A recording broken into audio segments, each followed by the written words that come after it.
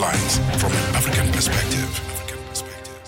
It's exactly 21:25 Central African Time. This is Africa World Hour on Channel Africa. All right, on to this now. A new report from the World Health Organization and the UN Office on Drugs and Crime has revealed the scale of a deadly but preventable issue. The contamination of medicines often given to children with toxic industrial chemicals like diethylene glycol. The report highlights serious gaps in regulation, international criminal activity, and a troubling pattern of child facilitating in countries like the Gambia and Indonesia. Joining us now from Geneva is Rutendo Kuwana, who's team lead for the Substandard for the first-field medicine incidents, to talk to us about these findings. Rutendo, thank you so much for making the time and welcome to Channel Africa. Thank you very much, and thank you for having me. Yeah, indeed. Let's then talk about, start about the big picture of how serious the issue of substance, this issue, how big is an issue, particularly looking at the issues that has to do with children also that are being given this toxic medication. How concerned are you? It's a very serious concern for WHO and also for the countries in general. And since we are talking on the Channel Africa, I think what is important is to highlight the situation in the African continent. We published a report about in 2017 where we were showcasing that maybe 1 in 10 medicines in Africa is supposed to be substandard or falsified or fake, as you might call it. So it's a very big concern. Imagine for every 10 products that you might buy from a pharmacy, a hospital, from anywhere, you might suspect that one of them could be substandard or falsified. So it's a big concern. The situation could be worse in other countries because the rate of substandard or falsified could be higher. And of course, it affects adults, children, and also the elderly. But at the moment, one of the major concerns is for children, considering that they are very innocent and medicines are given to them, trusting that the product will work very well by their parents. Yeah, I mean, these chemicals like the diethylene glycol keep appearing in the syrups. How do they get into the supply chain? Because I guess there's a system, but how do they get into the supply chain? These substances normally, as you say, diethylene glycol is normally used in antifreeze. That's the substance that you find in your refrigerators or your cooling systems and other products where it is used. So it has the same chemical structure like a whole lot of other chemicals that are used in the production of syrups. Like your cough mixtures, your paracetamol syrups that children are given.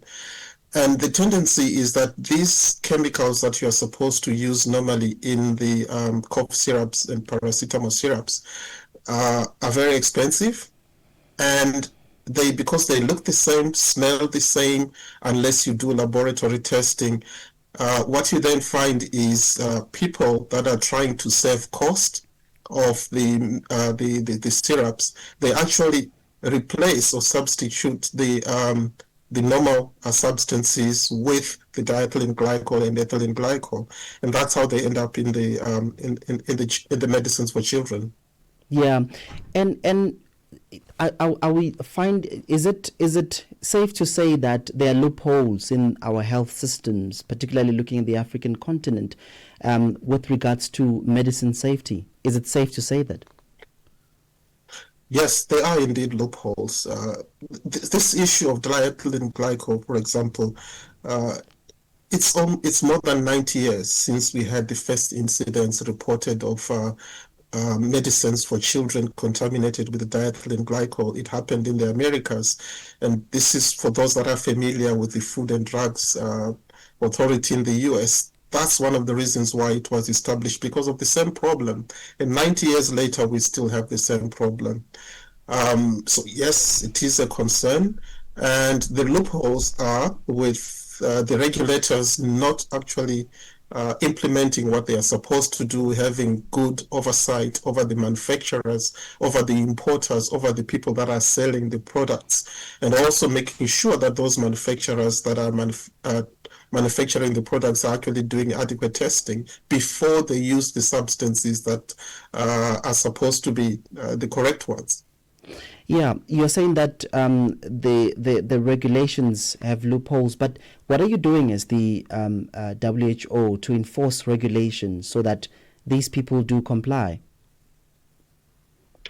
Well, firstly, WHO is not a supra-regulatory authority. Our role as WHO is to support the countries, provide them advice on what they should do. So we cannot really force any manufacturer, we cannot force any government to do anything.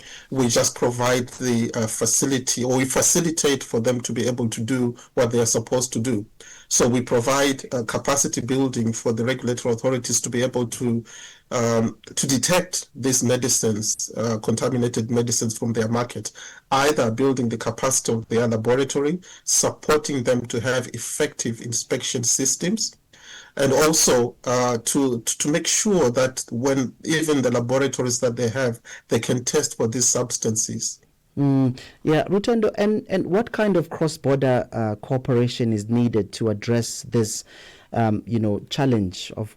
I mean, it's safe to say criminality. What? Mm-hmm. How do you address this in your view? Well, the thing is, our borders are very porous all over Africa, so medicines will move across. So there's need for the not only the regulatory authorities. This is a challenge that is multi-sectorial, that needs many stakeholders.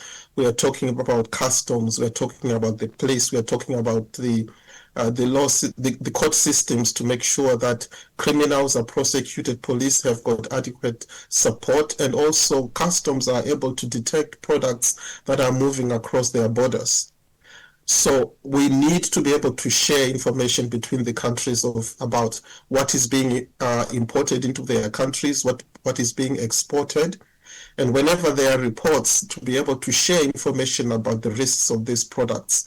So there is need for the regulators to work together across the borders. Yeah, maybe just going back, how long did it take you to compile the report? The report, we've been working on it for the past year because it involved looking at records in the different countries. As you can see from the report is not only in Africa, but it's also in Europe and Asia. So we had to visit some of those countries to get more information, look into the internet, for example, and social media where some of the products were being sold. So we have been working on this report for a year now, although you will see that some of the cases or incidents that are mentioned are from 1996. So these are records that we have. So we're just bringing everything together. Like I said, this is a 90-year problem, and we're only showcasing what has been happening. Suffice to say that the major problems that we have had recently since 2022, and you can see that this is maybe during COVID or just after COVID, we started having more incidents happening. So we had to do this report to actually see where are the challenges, where are the vulnerabilities in the supply chain. Finally, what's your key message to African policymakers and health officials from this report? We need to make sure that people are aware of the scope, the scale, and harm that substandard and falsified medical products cause. We need to get the policy makers. We need to get the people that are in charge of government to make sure that people demand good quality and they provide the good quality products, and make sure that the regulatory systems are capacitated to do their work. Rutendo, for your time, I thank you.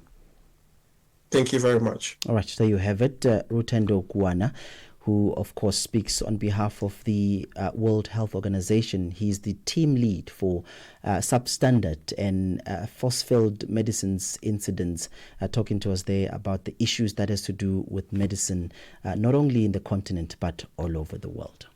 The pulse of the continent in 60 minutes.